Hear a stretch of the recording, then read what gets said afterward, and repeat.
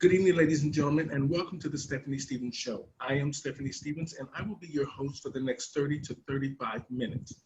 Today on my show, I was watching some YouTube videos, and something disturbing caught my attention about Jamaica. Now, my parents spent their honeymoon, many honeymoons in Jamaica, and the renewing of their vows in Jamaica and everything. And I have never been to Jamaica. But the stories that I saw about the LGBT two-spirit pronoun community caught my attention. And I was actually rather surprised that these things were actually happening out in the opening in Jamaica, and that the people allowed certain things to happen. Now, I'm not going to try to speak on being a Jamaican or from a Jamaican's point of view, because I'm not. I'm an American, and I have dual citizenship in Canada and America. So, but I'm speaking on just a person being concerned about the LGBT two-spirit pronoun community, and however these women or men identify in Jamaica. So what caught my attention was the fact that these people were living in a sewer system. So today I invited on my show Mr. Chadwick Chung to talk about the Gully Queens, what it means, how it came about, and why is it that Jamaica is considered not safe for the LGBT two-spirit pronoun community. Hi, sir. How are you? I'm wonderful. How are you doing, Stephanie? I'm doing good. It's hot in Toronto today. I was doing a show down in the Harborfront, and then I rushed home and tried to do a new set for you, but I'm not very set person. But anyway, I'm here. And as promised, I wanted to talk to you because over the last few months, you've been tuning into a few of my shows and you've been watching things, and I've been watching what you've been doing. And I find it very interesting on some of the subjects that you were talking about. But there was a subject that I wanted to talk about, and I thought that you, being a Jamaican, could clear it up for us. Now, right off the bat, how am I pronouncing your name right, Chadwick Chung? Yes, Chadwick Chung. And how do you identify? As a gay male, and okay. As he, the pronouns, just the typical everyday male. Okay. So even for the gay community, that's how I identify. But out in the regular everyday public, it's just Chadwick. Okay. There's no specific, or I need the pride flag or the Jamaican flag. No, I'm just Chadwick. Okay. Now, the reason I invited you on the show today is because the first question I want to ask is Jamaica safe? Is it just a safe place for anybody? The answer to that question is both yes and no. Yes, because it's gotten better over the years, a lot better. And even for the gay community in certain areas, I'm not going to speak for all areas because there are areas in Jamaica that I have never been, and I'm glad that I've never been there. So why is Jamaica safe? Because they're trying. They're trying to make it better. They're trying to get rid of the hostility. The bad thing is Jamaica is naturally a hostile country, and gay has nothing to do with it. It's just the way how things were, the poverty, oppression. They have the racism too, just like we do.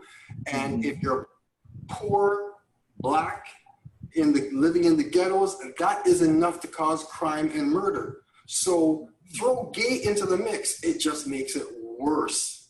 That's all it does. You don't have to be gay in Jamaica to get murdered. You can get murdered for anything. You stop at a traffic light certain times of the day, you better not look at that guy in the car, because you look at him the wrong way, you're dead. So this could be a straight man just looking over. So that murder has nothing to do with gay. It's because you looked at me wrong. I was also told that sometime in the 80s and the 90s, at certain times, like 6, 7 o'clock at night, you cannot stop at this traffic light. You have to go through it. But during the day, you can. Mm-hmm. That's not a gay thing. That's just a thing. Okay, so overall, Jamaica's relatively safe sometimes and in certain spots, and you just have to choose how you gauge your interaction with the people of Jamaica. Exactly. Okay. Now, what caught my attention on YouTube was a group of individuals. Do you guys have an LGBT community in Jamaica? We do now.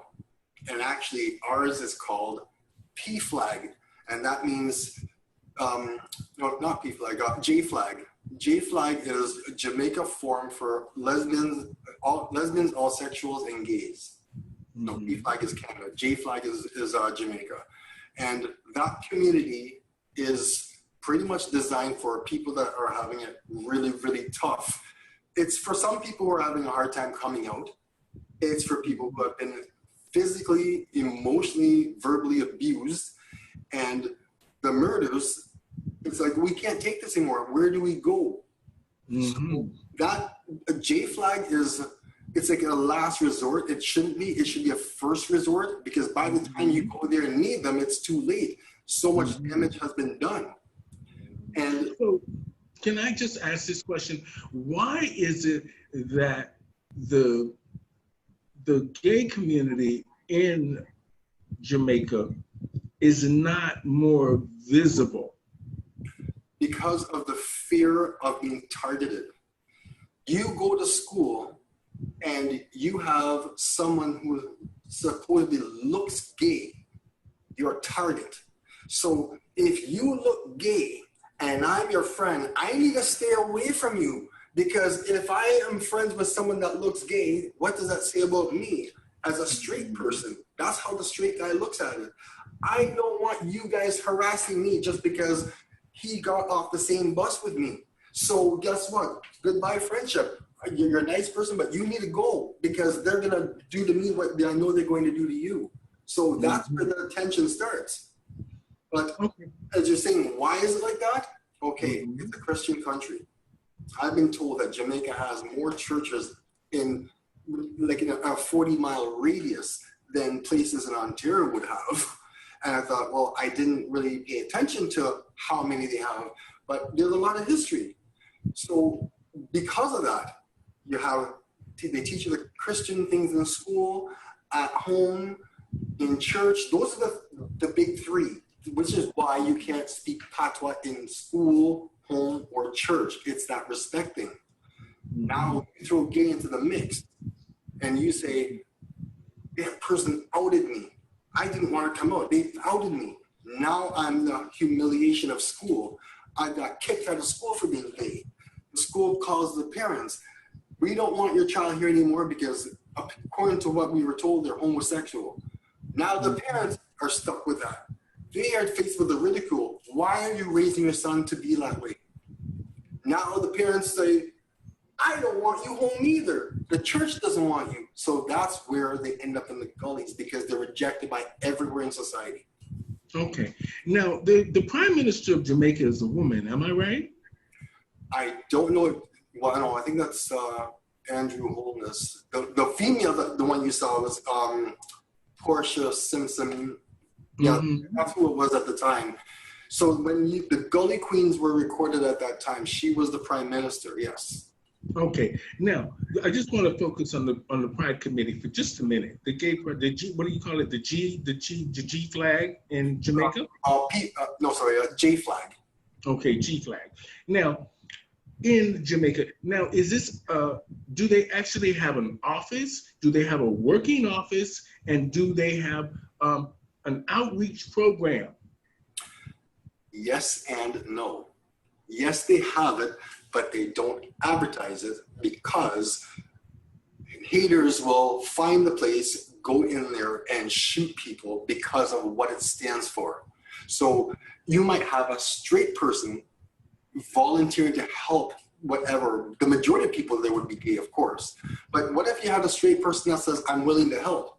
And they advertise where they're located. All of a sudden, gay people are afraid to go there because now that that address is there, mobs are going to surround the place, throw gasoline on the place, and burn it while people are in there. And they were going to say, we don't want that batty boy business. And it's just going to cause more hostility. So to find them, it's more like an underground thing. You remember the days where you want to get into a gay bar, you have to knock a certain way for them to let you in? Mm-hmm. That's how J-Flag is right now. Unless it got better since I was there the last time. But you can't be safe looking for it because people are looking to cause trouble with you. Well, you know, I found that now that you said that you have to knock, I found that rather strange. I actually, when I was in Ottawa doing the show, I was working with a performer, and she told me she had to go somewhere before the show. So we ended up stopping by the Ottawa Coalition for AIDS. And I found it strange that it was in a building, in the back of the building, and she actually had to ring a doorbell. I was shocked because in Toronto, that doesn't happen. You just walk right in the door, and everybody knows the address. That's and right. I found that this backward thinking thing has to go. But I understand safety is first, and I understand people want to help, but I understand that sometimes you just have to take the next step to make sure that the programs that you are offering, the people are able to access without fear and without any kind of drama. They should be able to walk into that place and access the services that are there for them. Now, the government should be looking into that in Jamaica, because if the program is there, that means that they gave them a permit to put this program in place. So they should provide security to make sure that the place is safe for people who are living in the situation that I saw in those gullies. Those are awful. Those young men and women should have access to proper health care and proper housing and some access to jobs, or some access to just the fact of that they're human beings, they have a place that they fit in and not in the sewer system. Why is it that it's called why are they called Gully Queens? Number one, it's because it is a gully that you have to go through this fence that has a cut in it, and you go down. It's pretty much sewage water. When it rains, all that water just floods the place. They have nowhere to go, really, because now, let's say that one of them needs something to eat. They got nowhere to go. They have no friends they can ask. They have no family anymore. The family ditched them. They can't go to the church and ask for help. No, you chose that lifestyle. This is not for you. You're going to hell. So now you think, okay, I need to earn some money. So they get the makeup and they do this on the camera in the gully, pretty much dressing up in drag, but they're not going to a stage show the way how drag queens here would. They're going out there now as male prostitutes dressing up in drag. I need to earn money because I'm starving. These are the things they say, I would never do something like that. That's when you're home closeted. Once you're pushed out for being gay, just like a drug addict, you're doing the very thing that you said you would never do. So they are admitting, I don't like this life, but what choice do I have? If I don't do it, I'm going to starve and die. Well, you know, I found it rather strange. I think that sometimes, this is just from my opinion, sometimes I think when we have organizations, they have to just step up a little bit harder. Because when I saw those young men and women, or the ones that, you know, who identify as women, were all cut up from knives and stabbings and all this stuff, that is something that Jamaica really needs to look at.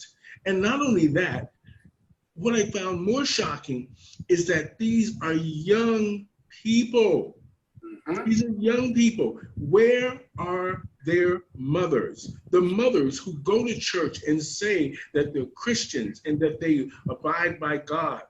And they had these children, and so what if the child is gay? It's your child. And not only that, this child is young and living in a gully. in sewage water. And you mean to tell me that the people of Jamaica drive past this every day and see these young children out there looking the way they are and abused the way they are, and they do absolutely nothing? That's what they do. Now, so what do you think should be done? I think the whole thing has to be done in stages. It has to be, because if it was a place in the United States or in Canada, we'd have better success. But because it's Jamaica, it's probably the most homophobic country in the entire world. Now, the reason why they're making strides to do better is because the music industry took a big punch. Back in the early 90s, 1992, I was living there. And I had to pack up and say goodbye to all the things my family did for me, because they wanted me to have this business and live, as an independent grown man. But the problem was, homophobia was so bad at that time. So nobody had to tease me or anything. I would be getting ready for bed, the radio's on, and you'd hear the song, boom, bye, bye, in a batty boy. I'm like, oh my God, I'm getting bullied over music. So I felt unsafe just listening to the music. The next day I go to the business to open up the shop. Here is this gay guy being beaten up on the streets and everyone's laughing. We didn't have cell phones as popular then as we do now. But to watch a gay guy in Jamaica get beaten up by a bunch of people, it's like watching a drag queen doing an amazing job. Yay, cheers. Cheer to beating him up and watching him get murdered. That's the life that was going on when I was there. One day, somebody was singing the homophobic lyrics at a restaurant where I frequently go, because my family had restaurants too. And when I heard that, the guy looked over at me and it's almost like he's hinting to me, I'm talking about you. And that's when I said, you know what? That's it. Air Canada, when's your next flight? I just packed up and left out of fear. So being here is a safer place for me, but it doesn't change the fact that it's happening to other people. So I just found it rather strange that even though I have a lot of Jamaican friends here and I hang out with them and we laugh and giggle and stuff, and I find it rather strange that they don't bring more attention to those young LGBT two-spirit people there in that gully. That is something that really needs to be addressed. And second of all, we understand drug addicts, we understand difference of opinions, but that is inexcusable. To drive past those young men and women who are just starting out their lives, can't figure out really who they are because they're forced into situations, whether they're gay, straight, black, or white, down in these gullies because somebody thinks that they're gay or they're just different. They don't know what they are. And it's for them to drive past that every day is an insult. And for the women of Jamaica who have these young children and turn them out like that and just put their children on the street, you should be ashamed. Ashamed. And mainly if you call yourself a Christian, and you put your son out on the road because he is a gay or identify as transgendered or however the situation is, and you put this you should be ashamed. And you should think about when you were growing up and you didn't really know who you were and what you were all about. Your parents didn't put you out on the street like that. And for the men or whoever are abusing those young children in that gully, stabbing them up and cutting them, you need to be in prison. You need to be in prison, and the LGBT community needs to try and track down these people, take license plates, do whatever, put cameras near the gullies so you can watch what the children are doing, regardless if they're forced into this situation. This situation needs to have some sort of an eye, because these young children, this cannot just go on like this here and people think that this is acceptable. And mainly when you say Jamaica has churches 40 churches within a mile difference. I mean, within a mile. Come on. First of all, those churches should be ashamed as well for letting those young children be out there in the gully and not give them any food or any kind of support. Yeah, it's easy for me to talk, but yes, it's easy for me to talk, but don't put stuff online that shows these young children telling you the truth, showing you their stab wounds, showing you they're hurting, showing you that they're sleeping in the tunnels. This is stuff that are not lies. This is the truth. And the government of Jamaica needs to pay attention to help those children. They do. And whatever the LGBT community is doing, you need to step up your game a little bit more. Send some messages to the Queen of England, who used to be, you guys used to be a British colony, right? So you send some stuff up there to that queen, and you keep knocking on her door to pay attention to what's going on in Jamaica. If you stop the money coming into Jamaica, it'll get a lot of people's attention down there. Actually, funny you mentioned that. Okay, money coming to Jamaica, that's the artists leaving to go and make money abroad. Dancehall is so popular all over the world. When they heard the homophobic slurs, the money stopped coming in. Boycott this, shows are canceled. All of a sudden now you can't get any work and you're a #1 artist. Well, if you're going to spread hatred in your music, we're not going to support you in Los Angeles, in San Francisco, in New York, in all these places. You're just not welcome here. So go back to Jamaica. So now you've got these artists that have to perform locally because only the Jamaicans that live there appreciate the homophobia, where the rest of the world does not. So it did fix things. So that's why the homophobia today is not as bad. When I went there in 2017, all I heard, homophobic, somebody was driving in front of my sister or my sister accidentally cut some guy off and he didn't like it. And he just said, "Batty boy." I'm thinking like, wait a second, you're a girl. Is he talking to me? No, that's just their way of saying F you. And hey, but that was it. So do they have a pride parade in Jamaica? They had one, but I don't know if it still exists because even though people are proud to be gay and they want to express it, they're not proud to say, I'm taking the chance of facing death. Because you can get murdered at a pride parade just because people are standing on rooftops and throwing big rocks at you and hoping that they hit you in the head.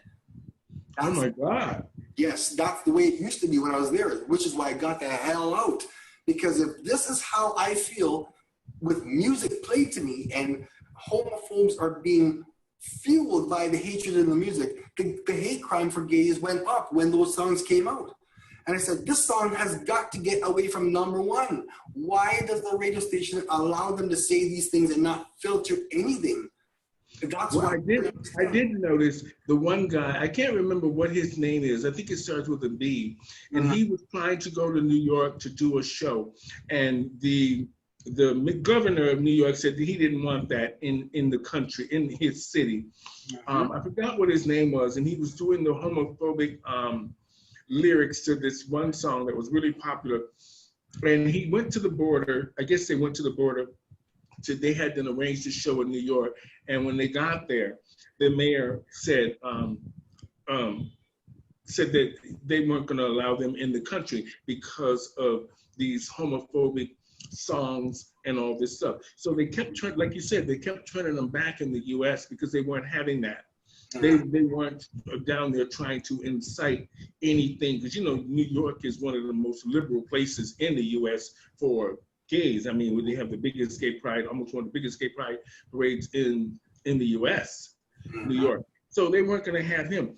Now, when I used to listen to what's her name, Patra, and a few of the other ones, and there was one woman that used to do this one song, Kill the Batiman, Kill the Batiman. I can't remember who she was, but as I did notice, a lot of the Jamaican songs have fallen off of the charts because of this kind of, these kind of rants and discrimination things that people think are acceptable. Now, I want to know, why is it that, where does this come from in Jamaica? Where does this hatred of gays come from? It comes from the streets too, because they set a certain tone. You need to look a certain amount of masculinity. And there's this saying, as a man, I don't ever want to be a good-looking man. No, I don't want to be as good-looking as my girlfriend. No, she's the one that's supposed to be pretty. So the uglier I am, the better. A lot of guys will say that. No guy here wants to be referred to as ugly. People want to be referred to as good-looking. Do you think I'm cute? Does this look good on me? Oh, God, no. In Jamaica, the homophobes, the straight guys that say we don't want that here, I love being an ugly, gold-teeth man, mash mouth, because the uglier I am, the cuter she looks. Now, for the young, what do you think should happen? What do you think the young children in those gullies should be doing to get out? Or are they just stuck there? They're stuck there, and they're doing what they can to get out. The problem is, you get out of there, that's the easy part. Where are you going? You have nowhere to go. So they still need to eat. So they go sell their bodies, sell drugs, do whatever it takes. That way they can have that slice of bread or the beef patty with the cocoa bread and the box juice. At least they're saying, I'm finally full. Oh gosh, thank gosh. Now I have to have a shower, go back in the gully where the fire hydrant is leaking, and they bathe there. It's fresh, clean water, but what? Got your bathroom? Where you sleep, got your bathroom? Yes. Why can't you go to a friend's house? My mother doesn't want you here because guess what? We found out you're gay. And the bad thing is, that boy is also gay, closeted. He can't let his mother know that he's gay, and especially the father, because he too will get thrown out and end up in the same gully. So you're not welcome to my house anymore like you once were. So it just snowballs another problem. And like you said, people need to go to prison. Funny you mentioned that. The Gully Queens, from what I was told, are the most violent people in the country now. They purposely go out and commit crimes because they know if they commit a bad crime, they're going to get arrested. They get to go to prison. They got 3 meals a day and a place to stay. It's better than the gully.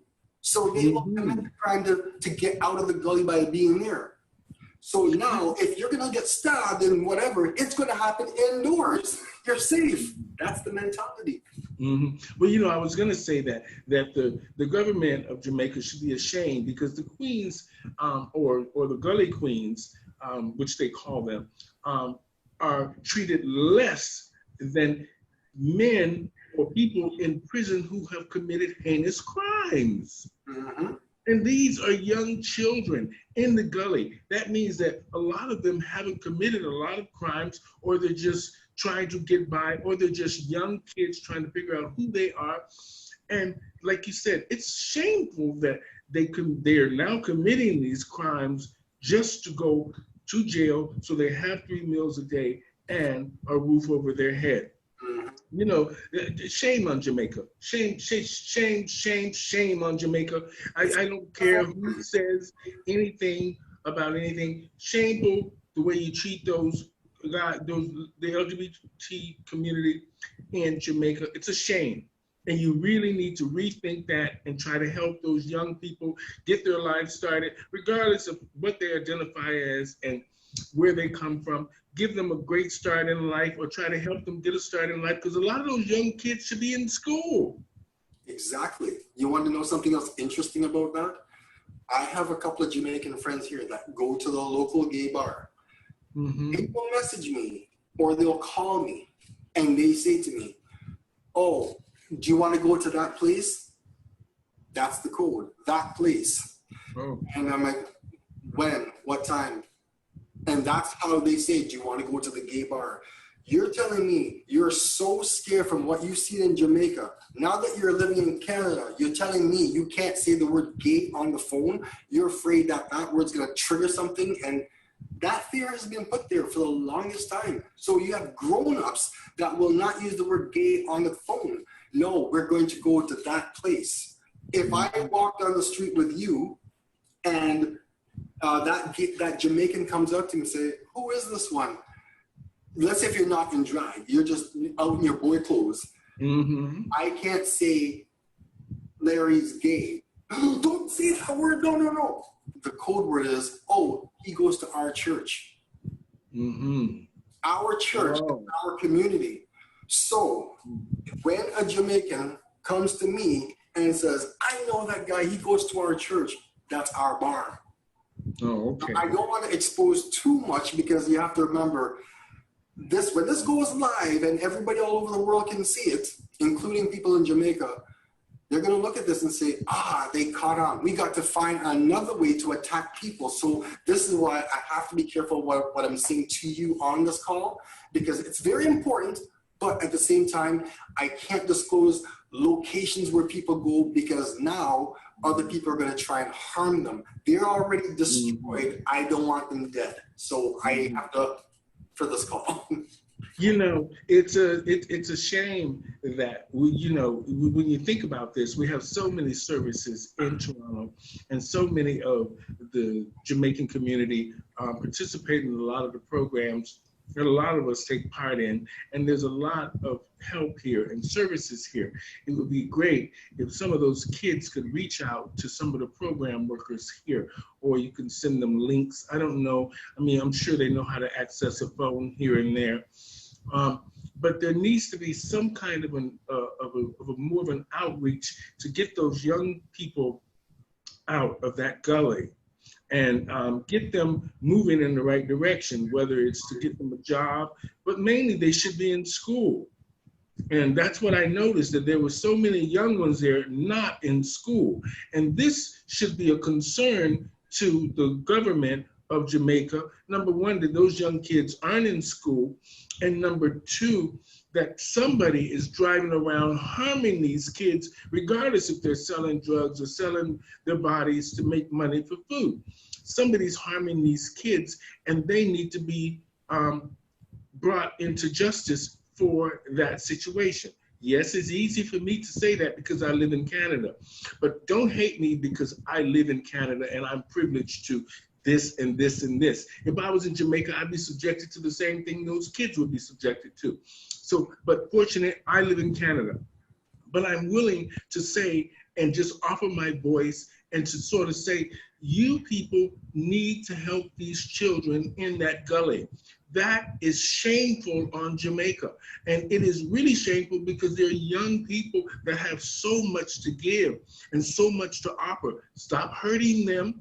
And, and for the government in the US, they'd be knocking on your door asking, why is your child not in school? And if he's not in school in 2 weeks, we're going to put you in jail. But then again, when their help is there, they think they're helping, but they're not. You chose this life. If you would just change that sexual preference back to straight, your parents would take you back. Well, guess what? Maybe you don't understand it for the gay side. Let me explain it as a black man. I would love to just press that button and turn white before I go out the door so I don't face racism. I can't do it. So a gay person, you can't press that button and turn straight. You can't do it. You are who you are. Until you walk a mile in someone else's shoes, don't say anything because you've never been there. I understand that. But like I said before, Chadwick, sometimes you just have to take the next step. And I find that if the kids only have the Pride Committee there to look up to and look to talk to and try to find some sort of help, the Pride Committee needs to take a few more steps. And they need to go back and knock on that church's door. Because for a church to do those children the way they've done them, outcast them and not offer any services at all.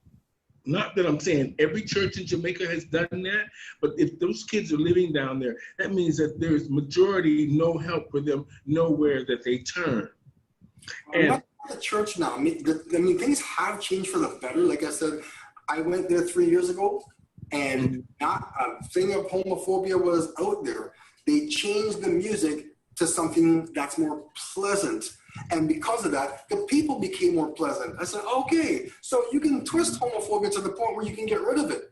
Anything bad can turn good as long as you're willing to make that move. But they weren't willing to make the move to change the music. Money out of their pockets. But go back to Jamaica. We don't want you. That's where the turning point was. You mean tell me I can't make money because of my lyrics? Yes. If you want to make money, change it to something else. And that's when change happened. The American society actually said, get out of here. We don't want you here. The guy you're talking about, you can remember his name? His name is Buju Banton. Yes, that's him. I saw that on the news. Where they turned him away at the airport. And I thought, good for them. Good for them turning him away. But, you know, Chadwick, I think that maybe, you know, if you can talk to some of the people in the Jamaican community that do these different programs, maybe they can send some letters.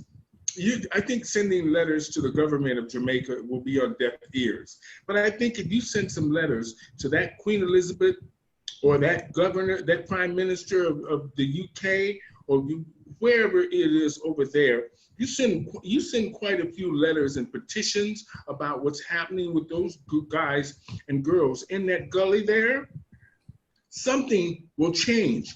But you've got to make some sort of an effort. And I think letters are a start. But you can't send letters to Jamaica because I think it's going to fall on deaf ears. You need to send letters on to somebody that can have an impact on the economy of Jamaica. If they don't change it, this is what's going to happen. Or bring attention to real big attention to those kids in that gully. To the Jamaican consulate or governor, the Senate, or whatever is there. That, let me tell you something, letters will help, and it will get those kids out of the gully. I cannot believe they're not going to school, and they're running around prostituting and selling drugs, and look how skinny they are. And they're so short. And he lifts up his shirt, and you see that scar and the acid burn, and he goes like this. That's where the knife went.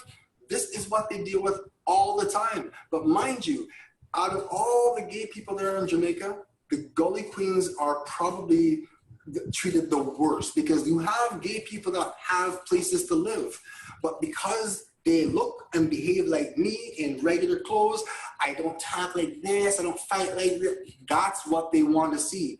I'm like that naturally. But well, you know, all gay people aren't queenie and feminine, but some of us are. I mean, we talk with our hands and we talk with S's, and we're very dramatic. But that doesn't mean that somebody has the right to murder you or stab you up or harm you in any way. Exactly. And you know, Chadwick, you know, what do you think should be done? What do you think should be done? The first thing I think should be done is these people who are kicking them out of homes, out of schools, out of churches, and you say you're going to go to hell, there's no place in heaven for somebody like you. Take a look at what's going on here. This person, you thought they were straight, and you loved them in church. You praised them for the work they did in school. Mommy and daddy loves you. The minute you find out they're gay, all they did was told you who they were. They didn't change. You did. The parents don't want them. The church, you're going to hell, and there's no heaven for somebody like you. School, get out of here, we don't want you. All you three changed. The kid did not. He only informed you, this is who I really am. I'm tired of living this double life. Oh, really? Well, I'm going to show you. You weren't raised that way. Well, let's back up a bit. Wait a minute. You weren't raised that way. Tell me, straight parents, how do you teach somebody how to be gay and you're both straight? I missed that class. I didn't go to school for that. Mm-hmm. How many of us went to gay school to learn how to be gay and come up with a degree in it? You know, it's your thinking. Just think, a straight person. Oh, this is my high school sweetheart. Oh, we just had sex and blah, blah. Wait a minute. Who taught you how to do that? It's your first time. Did you go to straight school? Come on. But you know, it's perception is the reality. My perception is my reality. Your perception is your reality. You think that I should not go to church because of my sexual orientation? Then don't let me in there. I'm not going. As far as I'm concerned, my God is the rest of man. So I'm not praising Jesus anymore because according to the church, Jesus wants this and not for me. Well, why do you come knock at my door and tell me? Why does it have to come from you? If he is the Almighty One, like you say he is, Jesus can find me on his own. If he needs your help, he is not the Almighty One. Mm-hmm. So I have issues with the church. Now, where is this Gully? Where is this Gully thing located? It's in Kingston? It's in Kingston. Actually, it's in New Kingston, from what I was told. But you see the harbor, the Kingston Harbor. Mm-hmm. When you cars drive over this bridge, the gully is underneath it. There's a bank right there, and there's some other parking lot or something on the other side. So it's a reputable area because people go out, park their cars, and they wear their name tags and their badges to go work in the bank. People are walking past that, going for bank loans and all that stuff. Meantime, you got people homeless underneath there, and it's like, that's not me. I didn't choose that life. That's why I'm not there. No, you've never been gay. That's why your parents didn't put you there. Mm-hmm. They didn't have a choice of being gay or not. They had a choice whether they wanted to come out or not. And some people are so scared they will not defend their own gay friends, because if I defend you, I'm a target. You're not supposed to have a gay friend. What the hell's wrong with you, Chadwick? Mm-hmm. Okay, I'll be that straight guy. I'll get myself a girlfriend. I've done that before. And guess what? These girls end up loving me, but I don't love them the way they thought I did. I did it for a show because this is what my family wants. This is what my church wants. This is what everybody around me wants. I did everything that everybody wanted, and I did nothing for myself. Okay. So I had to let her go because nothing was happening. I knew nothing was going to happen. So what do you think, let's just say there's people abroad and watching this show, what do you think should happen? How does people get in contact to help these kids in these gullies? Because something needs to be done. How do you bring, what do you think, like, what's the first step you think should happen to try to help these kids? Because something has to happen eventually. Mm-hmm. And you made a good point on that. I think they need to have some kind of an outreach pride guide for people that are going to community centers, people that live in the gullies. You're down in the gully here. Here's a pride guide, whatever. If you need to call a hotline, here's a toll-free number. Get a cell phone from somebody if you don't have one. There are pay phones that are still there that work. Just call and say, listen, I'm having issues. I need to get out of my situation. It should be anonymous. Have a post office box number, not an actual address. And you go to that post office box and pick up your mail. Do not put an actual mailing address, street number of that organization, because people will burn the place down whether you're in there or not, because they don't want to see people like you and me be equal to them. Why should this Stephanie Stevens drag queen have a job working beside me? Why should, and furthermore, look at my light brown skin. You got black skin. What are you doing working in this office? That's what something. It's a hostile environment. But to get back to your question, you're in the gully. You should not be there in the first place. You should not be kicked out of your home just at 15, like a stray animal, to fend for yourself because they don't understand you.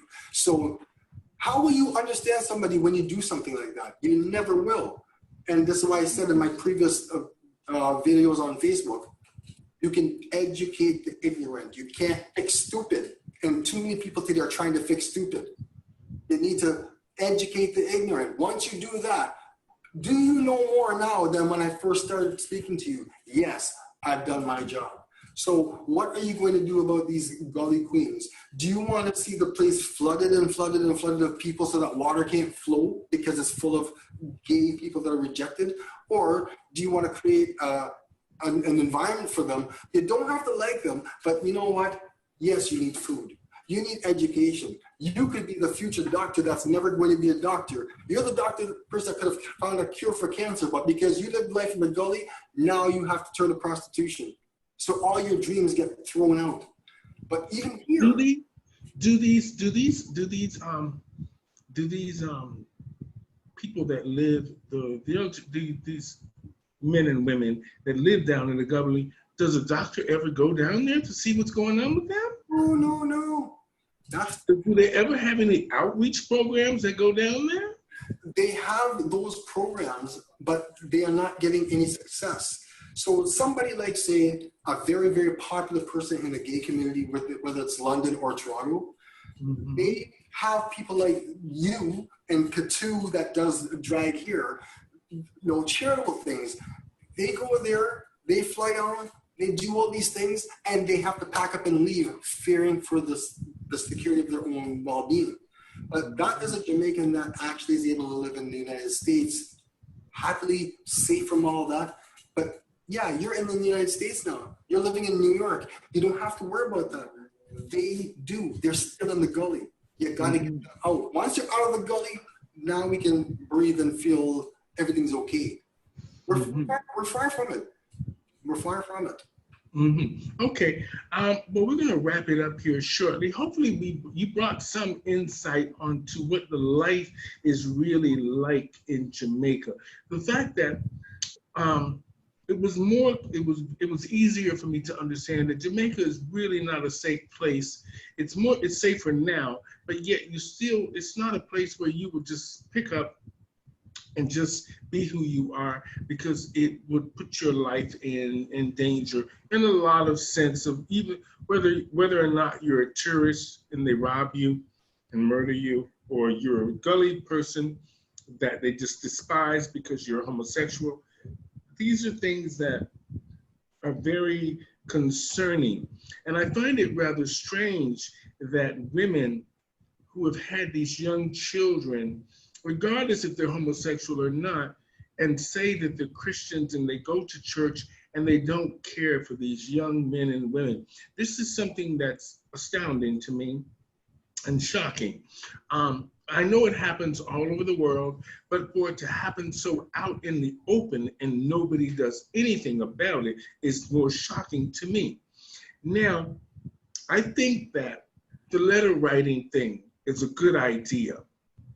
And I think now that everybody is on the internet and we have everybody's attention and people are watching things, I think sharing those videos with the right people continuously until you get somebody's attention, whether it's the ambassador to Jamaica or the city councilman of whatever this country or that country, or the human rights, the World Health Organization, whoever, writing letters, sending those video links from YouTube, I think will move a few people out of their chairs to do something.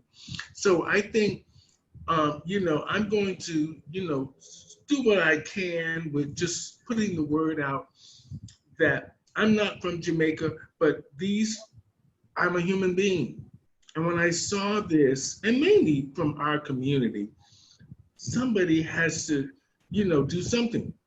Whether or not anything comes out of it, you have to try. So I'm going to see if I can send a few letters off to just a few people and see what happens. And then I'm going to continuously do that week after week and see what happens. Whether it's a celebrity or it's a politician or something, I'm going to keep sending letters until somebody goes over there and see what's going on with those children in that gully and find out why they are not in school.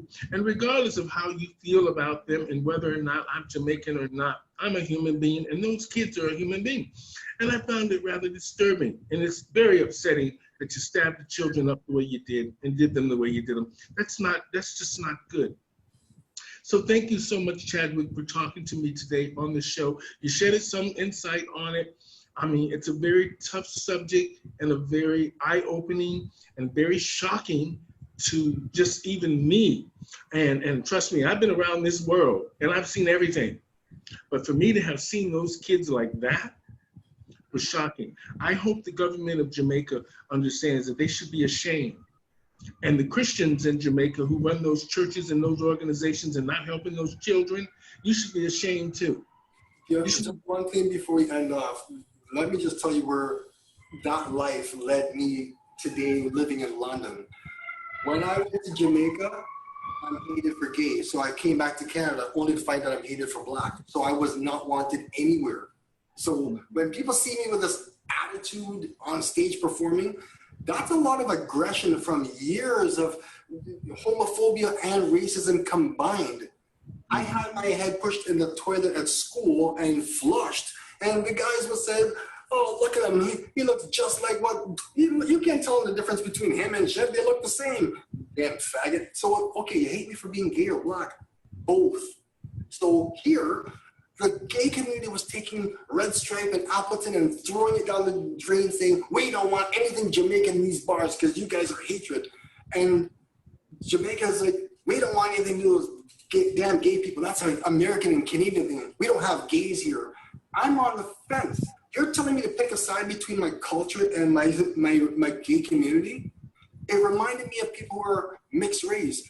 Black lives matter. No, you don't. All lives matter. You needed me to choose between my black mother and my white father? Yes, that's where people are.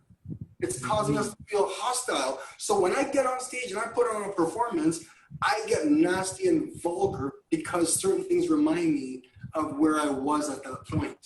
It's just a show, but something upset the apple cart in me.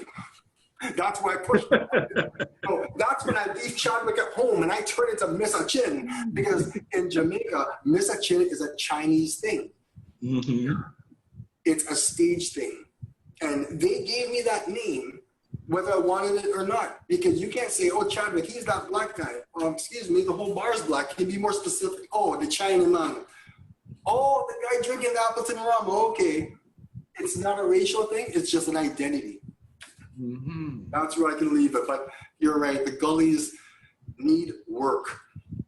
Well, you know, it was great talking to you, Chadwick. You shined a lot of light on it, and you're very funny. And thank you so much for giving me some insight on what's happening in Jamaica with the Queens and the LGBTQ two-spirit pronoun community. And hopefully something good will come from all of this, whether we get any real action. The fact that we can enlighten somebody, or somebody's watching the video and decides that they want to take action to help those kids in the Gully of Jamaica. We're going to have some success because you put it to light. I almost have to just kind of forget about it because I keep thinking, it doesn't matter what I say. Nobody cares. But when you said you want to do a video, I'm like, oh, hell yeah. Hell yeah. I've been talking about this for so long, and you're the only one that showed any interest to the point where we're doing a video about it. So I want to say thank you for inviting me to do this, because you showed interest that so many others did not care about it. Well, you know, sometimes people try to turn a blind eye to the obvious, just to protect their own safety and well-being. But I have learned now that we have this voice during this pandemic. It's better to use it for good and do what you can, and to help others, and just be informative so that we all can stay safe. We can all feel like human beings. We can all feel wanted and loved, because we're in this world to help each other and love each other. And when we see a problem, sometimes it's easy to turn and look the other way. And I've done it many times because I didn't want to get involved. But at the end of the day, somebody has to step up. So by me and you talking, this will go a long way to help some people out there, or make people think a little bit different, or maybe help people take action that probably should have been taken long ago.